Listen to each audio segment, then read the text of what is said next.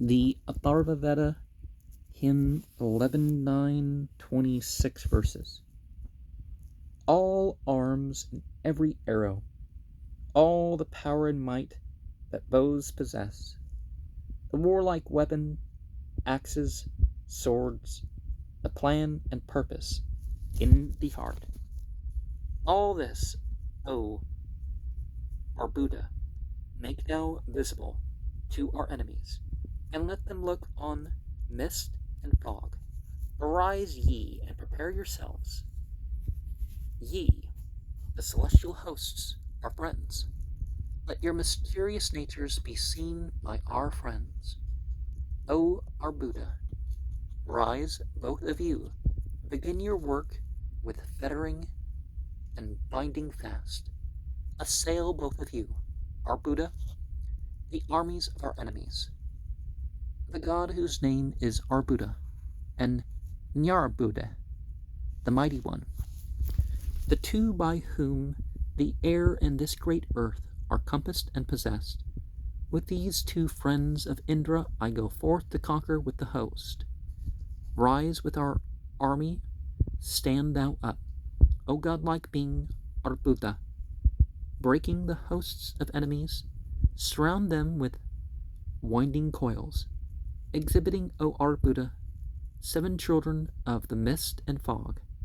When butter hath been offered, rise with all of these, and with the host, beating her breast, with tearful face, let the short-earned, the wild-haired hag, shriek loudly when a man is slain, pierced through by thee, O our Buddha, snatching away the vertebra, while with her thought she seeks her son, her husband, brother, kin, when one, our Buddha, hath been pierced by thee. Let vultures, ravens, kites, and crows, and every carrion-eating bird feast on our foes, and show where one, our Buddha, hath been pierced by thee, and let each greedy beast of prey and fly and worm regale itself upon the human corpse where one, our Buddha, hath been pierced by thee. Attack them, both of you, bear off their vital breaths, O Nyara Buddha. Let mingled shouts and echoing cries of woe amid our foemen show where thou, O our Buddha, hast pierced. Shake them and let them sink with fear, o'erwhelm our enemies with dread. With widely grasping bends of arm, our Buddha, crush down our foes. Let those men's arms grow faint and weak, dull be the purpose of their heart, and let not aught of them be left when thou, O our Buddha, hast pierced. Self-smiting, beating breast and thigh, careless of unguent, with their hair dishevelled, weeping hags shall run together when a man is slain, when thou, O our Buddha, hast pierced. Apsaras with dog-like mates, and Rupakas, O our Buddha, and her who licks the cup inside, and seeks to wound in ill-kept place. All these, O our Buddha, do thou make visible to our enemies, and let them look on mists and fog. The fiend who creeps upon the sword-maned dwelling where the wounded lie. The misty shapes that lurk concealed, Gandharvas and Apsarasas, demons and snakes and other folk, armed with 4 fangs and yellow teeth, deformed with faces smeared with blood, the terrible and fearless ones. Make thou, O our Buddha, those wings of hostile armies quake with dread.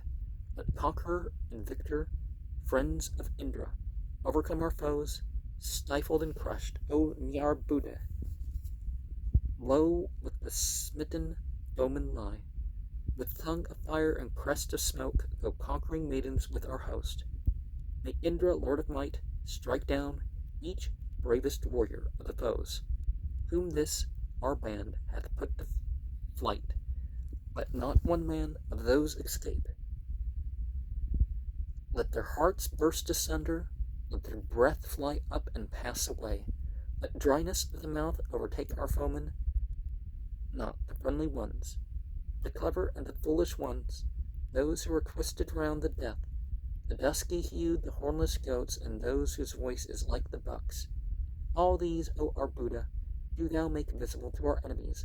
Cause them to look on mists and fog, our Buddha, and Krishnanda fall upon our foes and scatter them, so that, O Indra, Lord of Might, slayer of Vritra, we may kill thousands of those our enemies, tall trees and those who live in wood, the herbs and plants of the earth, Gandharvas and Apsarasas, snakes, beings, fathers, gods.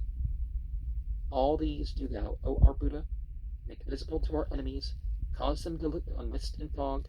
High sway have Marutas and the god Aditya, Brahmanaspata. High sway have Indra, Agna, and Himator, Mitra, Prajapata. High sway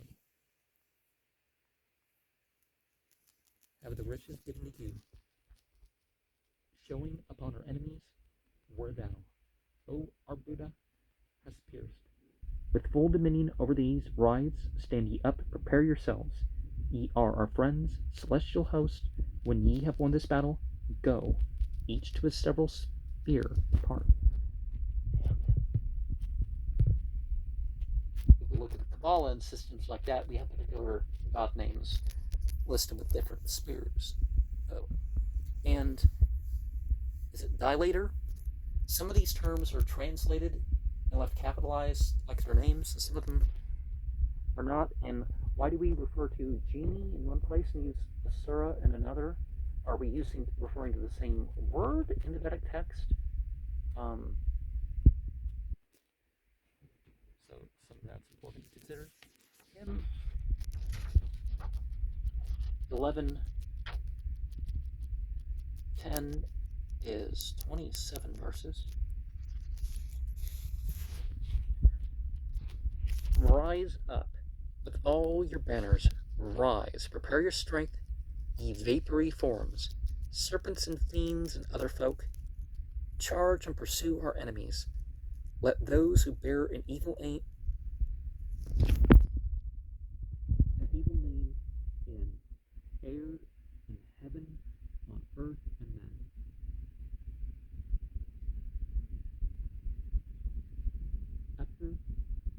Atharvaveda will revere your power, the sway that knowledge gives, together with your ruddy flags. Let those with iron faces, with faces like needles, are like combs, flesh eaters, rapid as the wind, cling closely to our foemen, with Trishanda for their thunderbolt. Omniscient Aditya, make full many a corpse to disappear. Let this devoted army of Trishanda be in my control. Rise up, O godlike being. Rise up, our Buddha, with thine army. This tribute is sacrificed to thee. Trishanda's welcome offering. May this four-footed white foot, may this arrow brace and bind thee fast, together with Trishanda's hosts. Be thou, O witchcraft meant for foes, down let the dim-eyed demon fly, and let her short-eared sister shriek. Red be the banners when the host of our Buddha hath won the day. Let all the birds that move on wings come downward, all fowls that roam the heavens and air's mid-region. Let beasts of prey and flies attacks, and vultures that eat raw flesh mangle and gnaw the carcass, by that same binding treaty which thou madest Brahaspati with Indra and with Brahma. By Indra's pledge I bid the gods come hither, conquer on this side, not on their side yonder. Brahaspata and Grasa, wretches, made strong and keen by prayer, have set Trashunda in the heaven, dire weapon that destroys the fiends. The gods enjoin Trashunda for the sake of energy and power, him under whose protection both Indra and Yan Aditya stand. The gods victorious won themselves all worlds by this oblation, which Brahaspata and Grasa effused, a very thunderbolt, a weapon to destroy the fiends, that fiend-destroying weapon which Brahaspata and Grasa poured out, and made a thunderbolt. Even therewith, Brahaspata, I brush that hostile armament, and strike the foeman down with might. Over to us come all the gods who eat the hallowed sacrifice. With this oblation, be ye pleased, conquer on this side, not on that. Over to us let all gods come. Dear is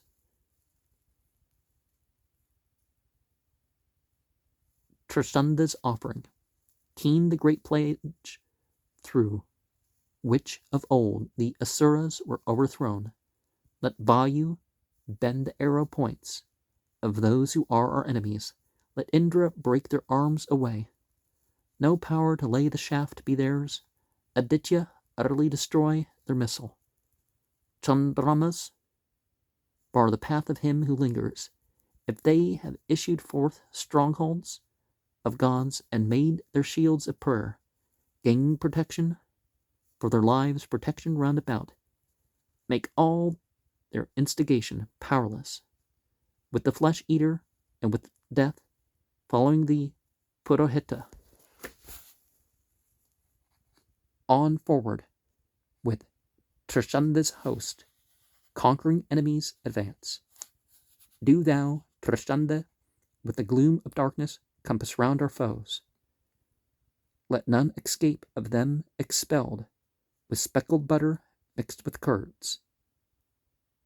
Let Whitefoot fall upon those wings of our opponent's armament. Mazed and bewildered be those hands of foes this day. O Nyarbuddha, mazed are the foemen.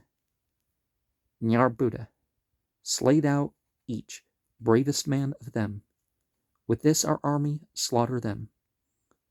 Low lie the warrior, mailed, unmailed, each foeman in the rush of war, down smitten with the strings of bows, the fastenings of mail, the charge.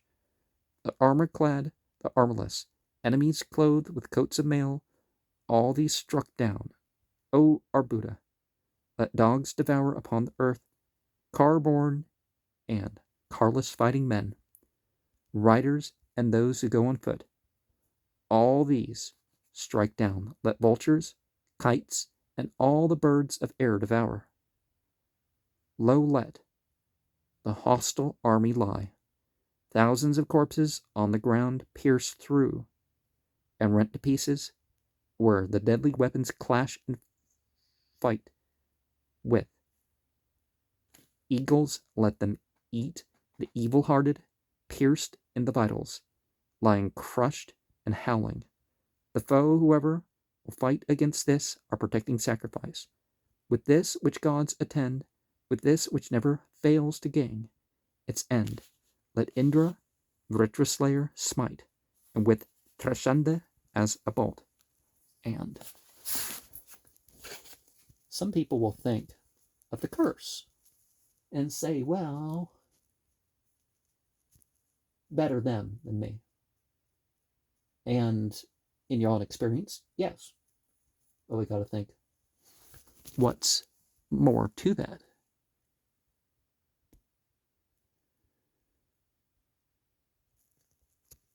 And see, real world actions are coupled with prayers.